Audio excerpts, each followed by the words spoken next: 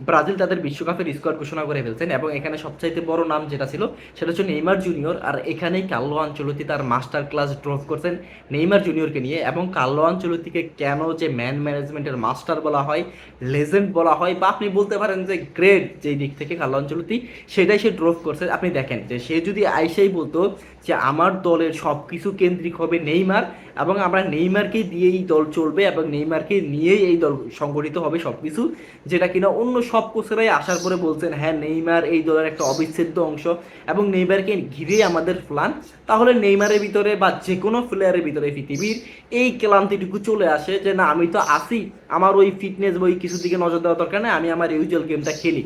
কিন্তু Carlo Ancelotti সেটা করে নাই। কার্লো আনচেলত্তি বলার সাথে সাথে সেটা প্রুভ করছেন।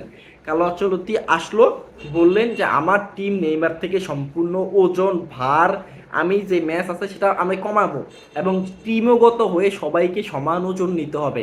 শুধুমাত্র নেইমারের পিঠের উপরে সেই 100 কেজি দেওয়া যাবে না। এবং কার্লো আনচেলত্তি নেইমারকে তার যেই যেই ফ্রেন্ডলি ম্যাচগুলো ছিল সেখানে সে ডাকে নাই। নেইমার ফিট ছিল, কিছু ম্যাচে মানে নেইমার ফিট ছিল, আবার ইনজুরির কারণে খেলতে পারে নাই, বহু কিছু হয়েছে গেছে, কিন্তু কার্লো আনচেলত্তি নেইমারকে ডাকে নাই।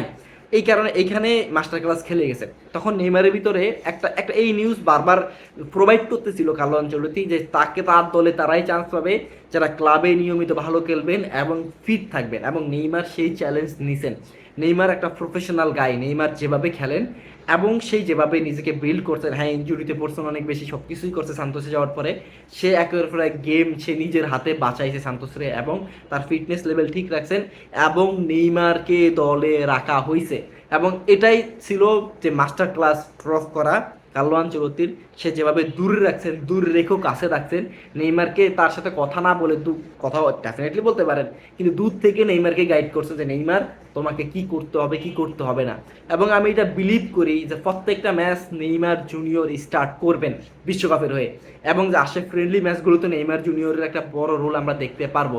কিন্তু এই স্কোয়াড নিয়ে, ব্রাজিলের স্কোয়াড নিয়ে আমার আমার অনেক বেশি অভিযোগ আছে। কার্লো আনচেলত্তি বলছেন যে পারফরমেন্স করবে, দলের সাথে থাকবেন, তারা নিয়মিত খেলবেন, তারাই সুযোগ পাবেন।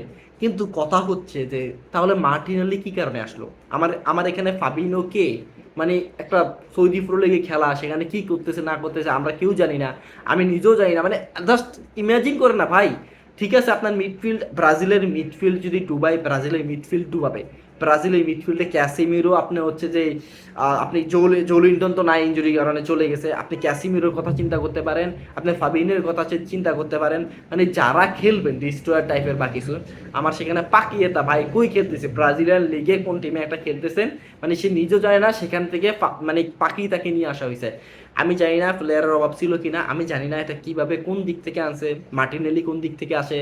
মানে আন্দ্রে সান্তোস থাকতেছে না যে কিনা চেলসির হয়ে ভালো খেলতেছেন, সে থাকতেছে না। মিডফিল্ডে ক্রিয়েটিভিটি বলেন বা যেভাবেই বলেন না কেন, আন্দ্রে সান্তোস আরো বেশি হেল্প করতে পারতো। অ্যান্ড আপনি সবচাইতে বড় কথা হচ্ছে আপনি জোয়াও পেদ্রো আনেন নাই, যে কিনা ইন ফ্রম হালান্ডের পরবর্তীতে সবচাইতে বেশি যে কিনা পেনাল্টি বাদে নন পেনাল্টি গোল করছেন ইংলিশ প্রিমিয়ার লিগে। আপনি জোয়া পেদ্রো যে কোনো জায়গায় খেলতে পারেন, মানে তার প্রেসিং লেভেল অন্য লেভেলের, তাহলে কেন জোয়া পেদ্রো সুযোগ পায় না? এবং স্পেশালি আবার মেসেজ দেয় জোয়া পেদ্রোর জন্য কার্লো আনচেলত্তি যে আমি তার জন্য দুঃখিত আসতে পারে না। ভাই জোয়া পেদ্রো ডিজার্ভ করে টিমে। জোয়া পেদ্রো যেভাবে খেলেন আমার কাছে মনে হয় যে এই টিমে স্ট্রাইকিং পজিশনে বলেন বা যেভাবেই বলেন না কেন, জোয়া পেদ্রো একটা হিউজ রোল এখানে প্লে করতে পারতো, কিন্তু করেন নাই। আরও ভালো ভালো প্লেয়ার ছিল যাদেরকে আপনি ডাকেন নাই। কিন্তু মিডফিল্ড এবং ডিফেন্স নিয়ে আমার এখনও সন্ধিহান।